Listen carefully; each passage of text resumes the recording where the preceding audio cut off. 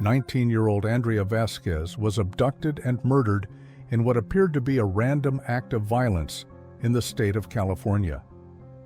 She was described as a loving, vibrant, and ambitious young woman who had a promising future ahead of her. She was pursuing a degree in fashion design at Fullerton College. Her friends and family shared that she not only had a genuine passion for this industry, but a natural talent for it as well. Alongside school, Andrea worked at a retail store in a nearby mall. Andrea's family was incredibly close, and everyone supported each other. Her parents, Eduardo and Maria Vasquez, were deeply involved in her life and encouraged Andrea to pursue her dreams and work hard. Andrea also had a very strong bond with her sister Edlyn. In fact, the two were best friends. They were inseparable. Edlyn also went on to play a crucial role during the search efforts for Andrea. The Vasquez family lived in Los Angeles, where they were well known and respected within their community. They were active members of their local church and often participated in community events, which further highlighted their reputation as a kind and generous family. Now let's fast forward to August 20th, 2023. That night, Andrea and her boyfriend decided to spend a quiet evening together at Penn Park in Whittier, California. The couple had visited this park numerous times in the past. They always went there to unwind and enjoy the peaceful surroundings after busy days filled with work and studies. The couple arrived at the park around 1 p.m. and parked in a secluded area to have a private moment together. The park was mostly empty, with only a few late-night visitors scattered around. The couple sat in their car talking and enjoying each other's company under the night sky. Then, around 11:15 p.m., a young male approached the couple in their vehicle. It was estimated that he was in his late teens or early to mid-20s. The young man was holding a rifle in his hands, and once he got close, he opened fire on Andrea and her boyfriend. Andrea's boyfriend, taken by surprise and in a state of sheer panic, immediately fled the vehicle in a desperate attempt to escape the gunfire and get help.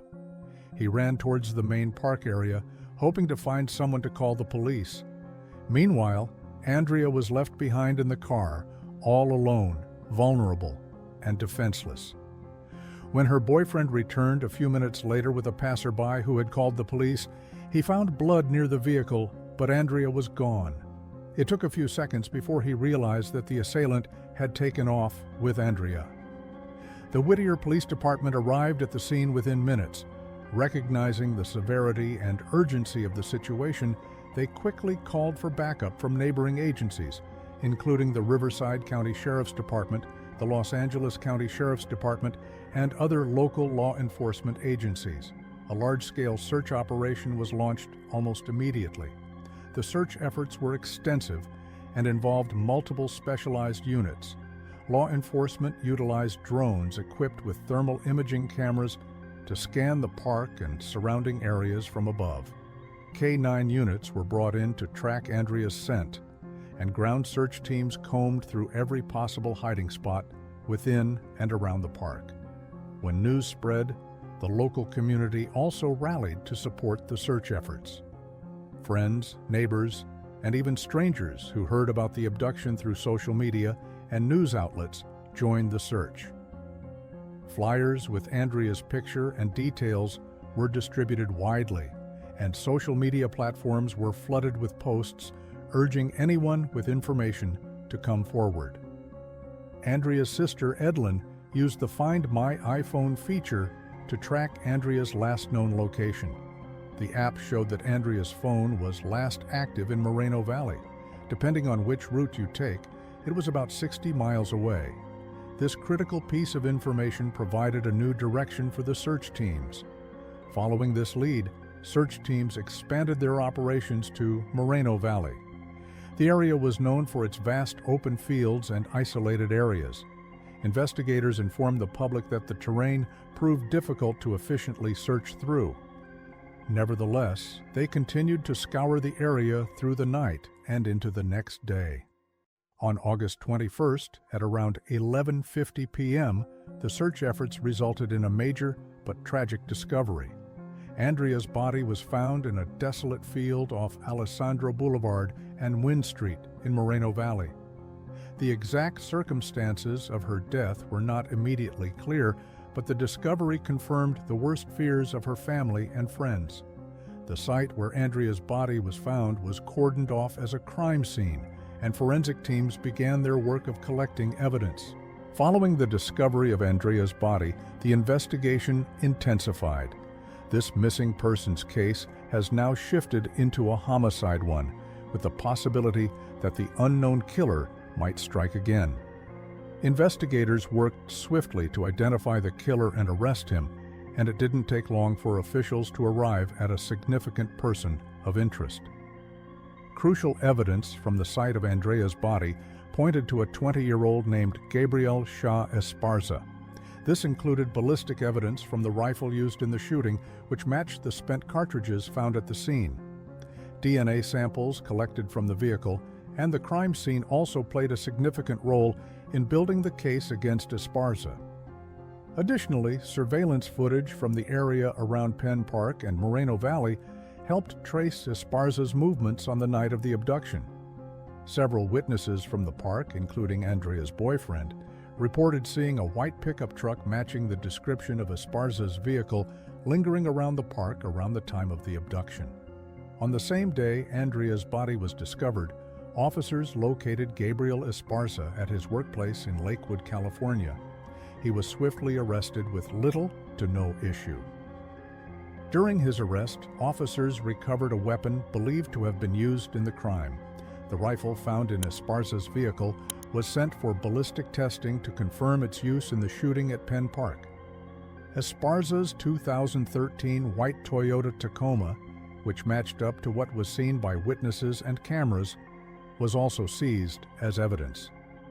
Behavioral analysts were brought in to develop a profile of Esparza. They wanted to figure out Esparza's potential motivations and psychological state. He was subjected to intensive interrogation.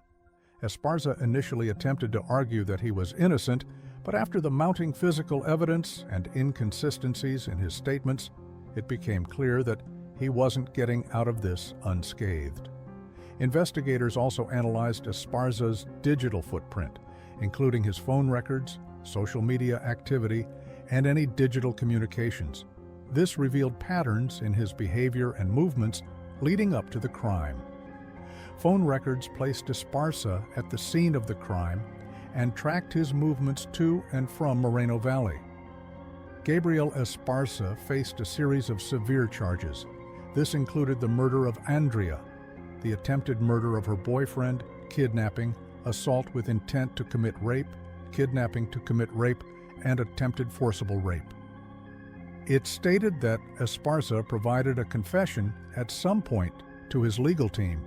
However, they refused to reveal the specifics around it. But it was revealed that Esparza had no relation to either Andrea or her boyfriend. He had simply chosen to attack this couple because it was convenient. Furthermore, when investigators questioned Esparza on what happened after he had reached the open fields, it was shared that Esparza attempted to do other things to Andrea, but for whatever reason, he simply chose to abandon her. This was possibly due to the immense amount of stress he was under, causing him to be unable to quote-unquote perform. Medical officials are also unclear on whether or not these attempts were made while Andrea was still alive, or after she had already succumbed to her wounds. During Gabriel Esparza's initial court appearance, he was formally charged with the aforementioned crimes and special circumstances. He pleaded not guilty. Since this event occurred pretty recently, this legal battle could go on for at least a year or two before we receive news of an official sentence. There are also theories that Esparza's defense may be building a case to argue that he is mentally unfit to stand trial and doesn't understand the crime he committed. All of Esparza's friends and family could not believe that he could have committed such a terrible act of violence. He had no criminal history and came from a pretty well-off family. His father was even a captain at the Los Angeles County Fire Department. The rifle that Esparza used wasn't even registered under him. but instead a family member. During interviews with Andrea's parents, the family expressed their heartbreak and disbelief over the loss of Andrea. Eduardo, her father, emphasized the family's resolve to see justice served. The Whittier community and beyond showed immense support for the Vasquez family following Andrea's abduction and murder. Vigils and memorials were organized to honor her memory, with many community members participating in demanding justice for Andrea. One of the notable vigils was held shortly after Andrea's body was discovered. Hundreds of people gathered holding candles and sharing memories of Andrea. The most recent update I could find stated that Gabriel Esparza is still being held without bail. The case of Colleen Stan, often referred to as the girl in the box, remains one of the most disturbing cases to this day due to its extreme levels of physical and psychological abuse over the course of 7 years. Colleen endured extreme confinement, torment, and abuse in various forms. Colleen's story began with an innocent decision to hitchhike. Nowadays, we recognize this as wildly unsafe, but back in the 1970s, it was a common mode of travel, especially for young people. However, this decision led her into the hands of Cameron and Janice Hooker. On the surface, these two looked pretty normal. By 1977, Colleen was living in Eugene, Oregon, a college town known for its progressive values and beautiful natural surroundings. At the age of 20, she was working and living independently. Colleen's decision to hitchhike that day was made in order to get to a friend's birthday party in Northern California. On May 19, 1977, she had successfully hitchhiked several times before without incident, making her more confident that it was safe. That day, Colleen had already accepted several rides that took her near Red Bluff, California. As she waited for her next ride, a blue van pulled up with a seemingly friendly couple inside, Cameron and Janice Hooker. Their baby was also in the van, which gave Colleen the impression of safety, reassuring her that she was in good hands. The addition of the baby was a calculated move by the Hookers. They knew that having a child along made their victims instantly feel safe. Cameron Hooker, born in 1953, was known to be a deeply disturbed individual with a history of sadistic fantasies and behaviors. His wife Janice, born in 1956, had been complicit in his activities, often out of fear and manipulation. Cameron had a dominant personality and exerted control over Janice from the early days of their relationship. Janice had endured years of abuse herself, which made her a participant in Cameron's plans, partly due to her own victimization and partly as a means of self-preservation. The couple had moved to Red Bluff, California, where Cameron worked at a local lumber mill. In public, they appeared to be a normal family, but behind closed doors, Cameron let loose his sadistic fantasies. He had constructed a series of devices and meticulously planned the abduction of a victim to fulfill his twisted visions. Colleen Stan would become the unfortunate target of these plans. Shortly after Colleen got into the van, the atmosphere changed dramatically. Cameron Hooker drove to a secluded area, pulled out a knife, and forced Colleen into a specially constructed wooden headbox. This 20-pound device was designed to immobilize her head, deprive her of sensory input, and muffle her screams. It had air holes to ensure she could breathe, but it effectively cut her off from the outside world. Cameron had been working hard on this device for a long time, crafting it to be an instrument of both physical confinement and psychological terror. As they drove back to their home in Red Bluff, Colleen hopelessly struggled to break free.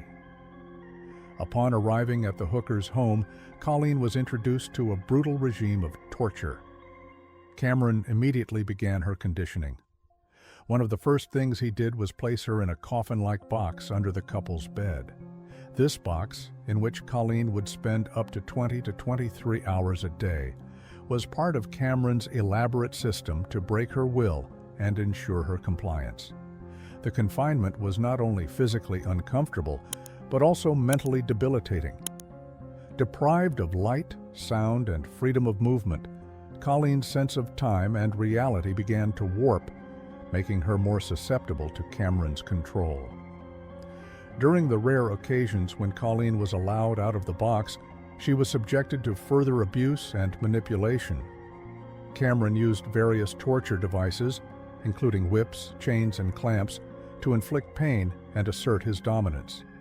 The physical abuse was relentless, but it was the psychological manipulation that truly broke her spirit.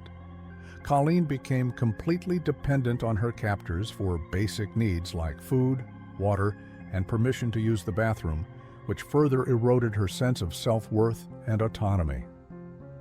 Cameron and Janice's kids were told that Colleen was a live-in nanny as they grew older. After a while of keeping Colleen in his presence, Cameron introduced the concept of the company. This was a made-up group that Cameron claimed was omnipresent. He told Colleen that the company could track her every move, listen to her conversations, and would not hesitate to eliminate her family if she ever tried to escape. By this point, Colleen had been severely beaten and broken down, so she believed every word Cameron spoke. To further reinforce the existence of the company, Cameron staged elaborate scenarios and produced fake documents. He showed Colleen forged letters and papers supposedly from the organization, and even staged phone calls and fake visits from company agents. This elaborate deception worked. Colleen truly believed that any attempt to escape or disobey Cameron would result in deadly consequences. Adding to the manipulation, Cameron alternated between kindness and cruelty, creating a vicious cycle of hope and despair that kept Colleen off balance. Sometimes he would grant her small freedoms or rewards, only to abruptly take them away, reinforcing her sense of powerlessness and deepening her dependence on him. On top of the psychological torment, Colleen was also frequently assaulted. Cameron even forced her to sign a slavery contract, symbolizing her total submission and servitude. She was required to address Cameron as master and Janice as ma'am. As I briefly mentioned earlier, Cameron would occasionally give Colleen rewards. One of the most shocking examples of this came in 1981, 4 years into her captivity, when Cameron allowed Colleen to visit her family. He posed as her boyfriend during this visit. Colleen, terrified of the company's supposed reach, said nothing about her situation. Her family, while happy to see her, noticed her withdrawn behavior. However, they didn't press her for details, afraid that pushing too hard might drive her away again. Janice Hooker's role in Colleen's captivity was complex. Initially, she complied out of fear. Janice had suffered years of abuse and manipulation at the hands of Cameron long before Colleen's abduction. Her compliance was, in many ways, a survival tactic. However, over time, Janice's guilt grew, and she began to question her participation in Cameron's sadistic plans. After 7 years of captivity, Colleen's escape began with a moment of conscience from Janice. Janice, overwhelmed by guilt and driven by her own experience as a victim, eventually sought advice from a minister. The minister encouraged her to leave Cameron and help Colleen escape. In August 1984, Janice finally took decisive action. She revealed the shocking truth to Colleen that the company was entirely fake, a fabrication created by Cameron to keep her enslaved. Janice then drove Colleen to a bus station and gave her money to contact her family. Colleen called her father, who arranged for funds to be transferred so she could get home. That moment marked the end of Colleen's physical captivity, but the psychological scars remained. Deeply traumatized, Colleen was still under Janice's emotional influence. Janice begged her not to go to the authorities, claiming she could help Cameron change. Out of misplaced hope or loyalty, Colleen agreed, at least for a while. A few months later, however, Janice realized the truth. Cameron was beyond redemption. Understanding the gravity of what she had enabled, and perhaps seeking absolution, Janice went to the authorities in November 1984. There she gave a full confession, detailing the years of kidnapping, torture, and sexual assault that Colleen had endured. Both Colleen and Janice testified against Cameron. Colleen's testimony was crucial in detailing the full extent of her captivity, the physical and psychological abuse, and the elaborate manipulation that kept her controlled. Janice's testimony corroborated Colleen's experiences and shed additional light on Cameron's sadistic and manipulative behavior. Janice's role was nuanced. She was both a victim and a participant in the crimes. Her testimony was the main factor in breaking down the defense's argument that Colleen was consenting to all of this. The defense attempted to argue that Colleen had opportunities to escape and did not take them, suggesting that this was some level of consent. They pointed to instances where Colleen was allowed to visit her family and interact with others, arguing that she could have sought help during these times. Her confession also included suspicions that Cameron had previously murdered another woman, Marie Elizabeth Spanhake, who disappeared in 1976. Although these suspicions were serious, Cameron was never charged in that case due to a lack of evidence. With Janice's testimony, the police acted quickly and arrested Cameron Hooker. His arrest marked the beginning of a highly publicized legal battle. Cameron was charged with multiple felonies, including kidnapping and assault. The trial attracted significant media attention, becoming a landmark case due to its disturbing nature. However, this argument was firmly rejected by the jury. The psychological control Cameron exerted over Colleen, including the creation of the company and the use of fear and manipulation, clearly demonstrated that her compliance was a result of intense coercion and not true consent. The jury found Cameron Hooker guilty on multiple counts. The judge sentenced him to over 100 years in prison. Colleen Stan faced a long and challenging journey to recovery after her escape. The psychological trauma inflicted by 7 years of captivity, manipulation, and abuse could not be understated. However, with the support of her family and extensive therapy, Colleen began to rebuild her life. Over time, she was able to reclaim her sense of self and autonomy, which had been stripped away during her captivity. She eventually married and had a daughter, which are significant milestones marking her success in finding some level of normalcy. Colleen also pursued higher education, earning a degree in accounting. She chose to use her experiences to help others, becoming an advocate for abused and kidnapped women. By sharing her story, Colleen aimed to raise awareness about the realities of kidnapping and abuse, as well as the complex psychological dynamics that keep victims from escaping or seeking help. Her advocacy work involved speaking engagements, participation in support groups, and collaboration with organizations dedicated to helping victims of abuse. Her story has inspired many and has become a powerful tool for educating the public and supporting other survivors. If you found this story moving, chilling, and important, please like this video, subscribe to Criminologist, and share it with someone who needs to hear it.